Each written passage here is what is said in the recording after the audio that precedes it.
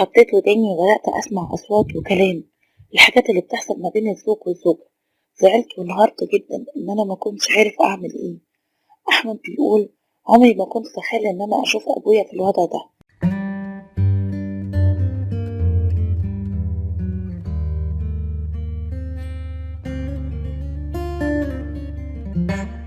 أبويا طول عمري هو القدوة وهو كل حاجة. أنا بتعلم منه الصح والغلط، بس إني أشوفه في الوضع ده من ساعتها وأنا مش قادرة أبص في وشه، ومش عارف كمان أعيش في البيت بعد اللي هو عمله. أبويا طول عمره شقيان علينا وبيشتغل، وأنا وحيد أبويا وأمي، وأمي ست على قد حالها ما بتشتغلش. لحد ما في يوم من الأيام أبويا تعب جدا. أبويا تعب والدكاترة منعوه إن هو ينزل. هو كان بيشتغل في مصنع.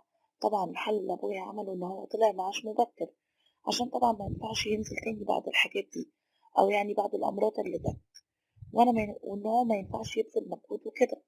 طلع معاش، وانتوا عارفين بقى المعاشات والحاجات دي بتبقى صغيرة جدا. وقعد في البيت بس كان زعلان جدا، وأمي كان بدأ يبان عليها الزعل، لأن المعاش صغير، وما كانش يقضي خالص حالنا ده. وأنا كنت لسه بدرس وحاولت إن أنا أشتغل، بس للأسف ملقتش. الحال بدأ يضيق، وبدأ أبويا يشوف أي حل وأي بديل عشان يعني يوفر لينا عيشة كويسة، بس للأسف ملقاش. أمي كانت ليها واحدة بتشتغل خياطة، اقترحت على أبويا إن احنا نعمل أي مشروع معاها. فاستغرب، قال لها: منين؟ والفلوس اللي طلعنا بيها من المعاش قليلة جدا. قالت له إن احنا هناخد بس جزء منها صغير، وأنا عندي فكرة كده في دماغي، يمكن ربنا يوفقنا وتجيب لنا دخل تاني علشان ما نحتاجش نمد ايدينا لأي حد. قال لها: ايه الفكرة دي؟ قالت له إن احنا نشتري قماش ونعمل كام تصميم كده، ونخليها تفصله ونسوق ونبيع على النت. المهم أبويا دخل في دماغه الفكرة دي، وأنا برضه كنت قاعد ورحبت بيها. قعدنا كام يوم كده لحد ما نناقش بعض، ولمينا الفلوس والحاجات دي. وجت صاحبة ماما دي اللي هي بتشتغل خياطة وعرضت عليها الموضوع، وطبعا رحبت وقالت لها: عادي، مفيش مشكلة، أعمل لك اللي انت عاوزاه. وفعلا بدأوا يشتغلوا مع بعض ويبدأوا التصميمات. وبدأت أنا أعمل صفحة على النت، والحمد لله بدأ يعني شوية بشوية الشغل يشتغل. فصاحبة ماما قالت لها: أنا بصراحة مش هقدر، ما شاء الله الدنيا بدأت تشتغل. قالت لها: أنا لوحدي ومش هقدر، فياريت نجيب بنتين معانا وكمان نشوف مكان. فطبعا المكان هيبقى غالي علينا. خلاص، أنا طبعا عندي حل، انتي تعالي عندنا في الأوضة يعني أوضة الضيوف عندنا، مش مشكلة، هنقضيها ونعملها زي أي مصنع. وفعلا جابت البنتين، والست جت بدأت كل يوم يجوا الصبح يعملوا ويخلصوا وينزلوا. والحال بدأ يمشي، والحمد لله القرش بدأ يجري معانا من تاني. كانت البنات بتخلص والست دي تقعد مع بابا وماما ويقعدوا يتحاسبوا عملوا كام قطعة وطلعوا منهم قد ايه واتباع قد ايه. المهم ان هما يتحاسبوا، وانا ماليش دخل وماليش دعوة. انا كنت ببقى قاعد بعيد وشايف كل حاجة، بس ما بتدخلش في الحسابات دي. وفي يوم امي جيلها تليفون من البلد ان والدتها او جدتي يعني تعبانة قوي، ويعتبر كده، او بيقولوا ان هي بتموت، وعاوزة حد، او عاوزة بنتها طبعا وتروح، عاوزة بنتها طبعا تروح. فطبعا ما كانش ينفع ابويا يسافر معاها، فهي سافرت كام يوم عشان تطمن على والدتها، وانا قعدت. وكانت جارتنا دي برضه صاحبة أمي كانت تشوف الشغل زي ما كان بيمشي بالظبط، وأمي موجودة هي والبنتين، تمشوا ويجوا الصبح وهكذا، وتقعد تتحاسب مع أبويا. بس في يوم وأنا قاعد في أوضتي وعارف إن هما بيتحاسبوا، اتفاجئت اللي قاعدين فيه اللي هو يعني باب الأوضة مفتوح. اتفاجئت إن الباب اللي هما قاعدين فيه، أو الأوضة يعني المفروض يقعدوا فيها، وإن بابها المفروض يكون مفتوح اتقفلت. استغربت جدا وقلت عادي، يمكن اتقفلت عشان مخدوش بالهم واتقفلت وكده. بس بدأت أسمع أصوات كده من بعيد غريبة. قمت كده اتسحبت بالراحة وقربت، سمعت أصوات يعني كأنها بين أبويا وأمي. فاستغربت جدا ولقيت كلام ما ينفعش يتقال. أنا تعبت، لا كفاية كده، ما ينفعش اللي أنت بتعمله ده. أنا بصراحة كنت أول مرة أسمع حاجة زي كده، زي ما يكون بيعمل حاجة زي كده هو وأمي.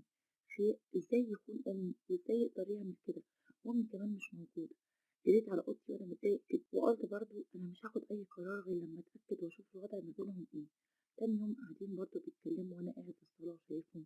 حسيت إن نظراتهم مش طبيعية، غير كل يوم، غير الأيام اللي أمي بتبقى موجودة فيهم، وهما بيحاسبوا في الفلوس وكده. وأبويا قال لي: قوم شوف مذاكرتك، إحنا بقى هنقعد نذاكر، وإحنا مش هنعمل لك قلق خالص، وهنقفل الباب علينا. فقلت له: لأ، وتقفلوه ليه؟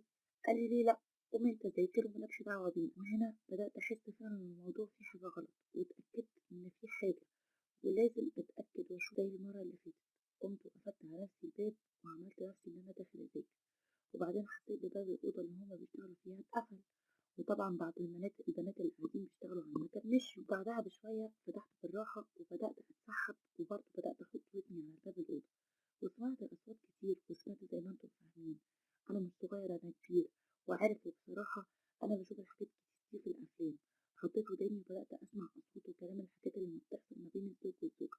زعلت وانهارت جدا ومكنتش عارف أعمل إيه، بس حبيت أجيب التليفون وأصور وأسجل أي حاجة عشان أوريها لأمي. وبعد كده رجعت في كلامي، قلت أنا هخرب البيت ملوش أي لازمة، والأصوات اللي أنا هسمعها لها دي ممكن تروح فيها.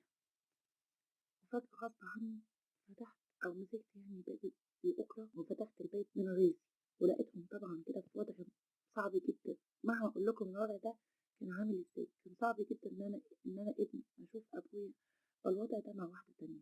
وجريت على أوضتي وأنا مش عارف أعمل إيه، وبعدها بشوية لقيت أبويا داخل يتأسف لي وخجلان من نفسه وراسه في الأرض، وقعد يتأسف ويقول إن دي غلطة وإن ماما عملت. والكلام ده طبعا الرجالة بتقوله في اللحظة دي لأنه يعني مكسور، وأول مرة أشوف أبويا مكسور بالطريقة دي. وفي نفس الوقت أنا ما كنتش طايق أشوف شكله بصراحة، ما حبيش عليه. وفي نيتي إن أنا أقول لأمي إزاي تقبل تدخل واحدة زي دي قدام أبويا بعد اللي حصل ما بيني وما بينكم. أنا مش عارف أعمل إيه، كده البيت هيتخرب والشغل هيوقف والدنيا هتقف وهيحصل مشاكل. أنا مش عارف الوضع دوت ومش قادر، الوضع ده صعب جدا عليا ومش قادر أعيش. وأبويا شايفه رايح يقول لأمي ولا أقول لها ولا ما أقولهاش، وأخلص ضميري وأتقبل الاعتذار بتاع أبويا وهي فعلا غلطة مش هتحصل تاني ولا لأ.